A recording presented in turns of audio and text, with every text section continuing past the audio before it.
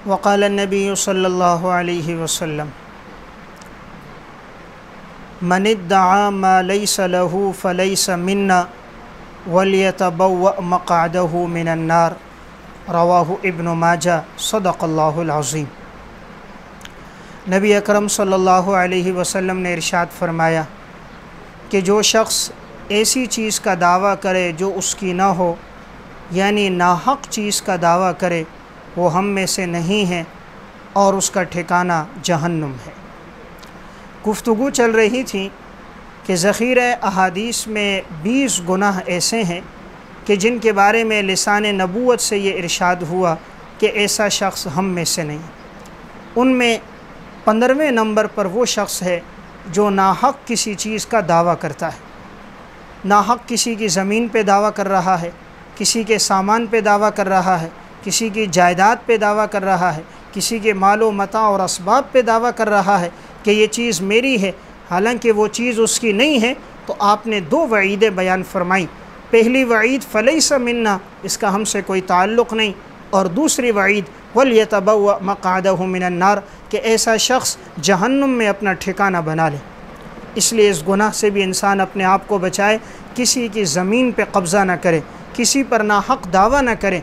सही बुखारी की रिवायत है, नबी अकरम सल्लल्लाहु अलैहि वसल्लम ने इरशाद फरमाया, मन अख़ज़ शिब्रम मिनल अर्ज़ि ज़ुल्मन फ़इन्नहु युतव्वक़ुहु यौमल क़ियामति मिन सब'i अर्ज़ीन। जिसने किसी की ज़मीन पर एक बालिश कब्ज़ा किया, क़यामत के दिन 7 ज़मीनों को तोक बनाकर इसके गले में डाल दिया जाए। एक बालिश जिसने ज़मीन गसब की, जिसने दूसरे की हज़ारों गज़ ज़मीन गसब की, सैकड़ों गज़ ज़मीन गसब की, तो अंदाज़ा कीजिए क़यामत के दिन वो किस हाल में होगा।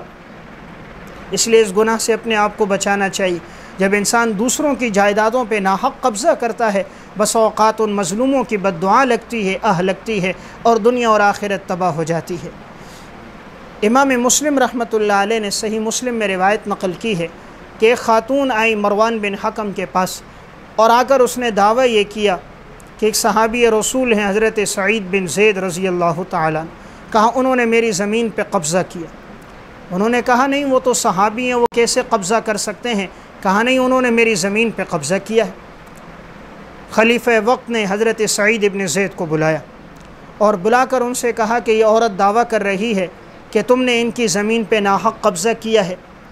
हज़रत सईद बिन ज़ैद रज़ी अल्लाह ताला अन्हु ने फरमाया, भला मैं किसी की ज़मीन पे कैसे कब्ज़ा कर सकता हूँ, हालांकि मैंने ख़ुद आप सल्लल्लाहु अलैहि वसल्लम का ये इरशाद सुना है, मन अख़ज़ शिब्रम मिनल अर्ज़ि ज़ुल्मन फ़इन्नहु युतव्वक़ुहु यौमल क़ियामति मिन सब'i अर्ज़ीन, कि जो आदमी किसी की ज़मीन पर एक बालिश कब्ज़ा करेगा, क़यामत के दिन 7 ज़मीनों को तोक बनाकर उसके गले में डाल दिया जाएगा। जब मैंने इतनी सख्त बात हुजूर से सुनी है तो मैं कैसे इसकी ज़मीन पे कब्ज़ा कर सकता हूँ। खलीफा वक्त समझ गया कि वाकई इन्होंने कभी गसब नहीं की, यह औरत इन पे झूठा दावा कर रही है। हज़रत सईद बिन ज़ैद रज़ी अल्लाह ताला अन्हु ने उस औरत की तरफ देखते हुए फरमाया और ये जुमला कह दिया, अल्लाहुम्मा इन कानत काज़िबतन फ़अम्मि बसरहा वक़्तुलहा फ़ी अर्ज़िहा। ए अल्लाह, अगर ये औरत झूठ बोल रही है तो इसे अंधा कर दे और इसी ज़मीन में इसे मौत आए। फिर सब ने देखा, वही हुआ जो सहाबी रसूल की ज़बान से निकला कि जब अल्लाह के रसूल सल्लल्लाहु अलैहि वसल्लम के सहाबी पर जब इसने तोहमत लगाई और नाहक ये झूठा इल्ज़ाम लगाया कि इसने ज़मीन गसब की, तो उन्होंने आगे से बद्दुआ दे दी कि अल्लाह ये झूठ बोल रही है तो इसे अंधा कर दे और इसी ज़मीन पे मौत आए। और फिर वही हुआ कि यही औरत बुढ़ापे में पहुंची, आँखों की बिनाई इसकी चली गई और एक मरतबा इसी ज़मीन पे चल रही थी, एक जगह घड़ा था, इसे पता नहीं था, उसी घड़े में गिरी और उसमें मौत आ गई। उसी ज़मीन में इसे मौत आई, आँखों की बिनाई इससे चली गई, ये नाहक दावा किया था।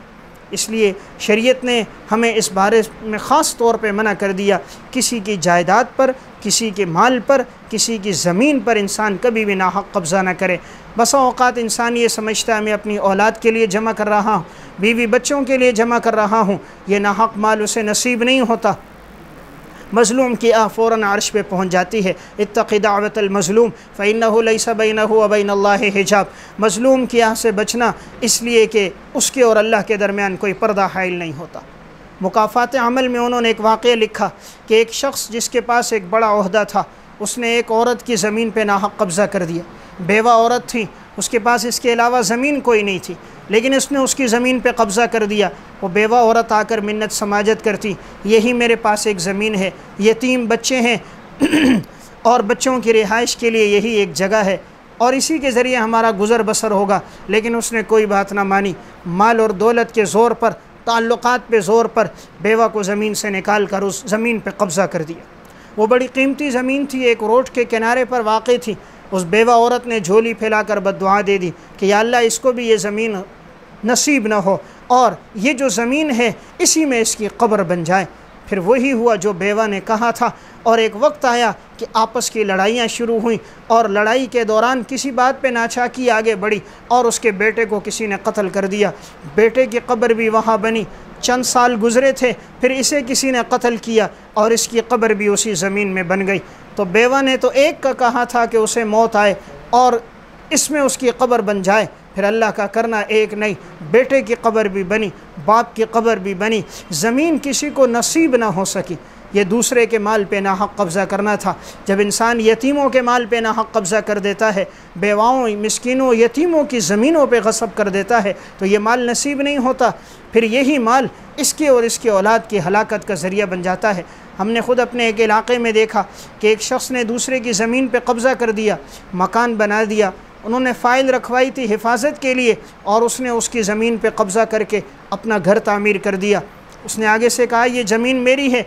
उसने ताल्लुक़ात के बलबोते पर उसे जेल भी भिजवाया, उसे सलाखों के पीछे धकेल दिया, तकलीफ़ों परेशानियों में डाल दिया। उस शख्स ने बद्दुआ कर दी कि या अल्लाह इसने मेरी ज़मीन पे नाहक कब्ज़ा किया, इसको नसीब ना हो।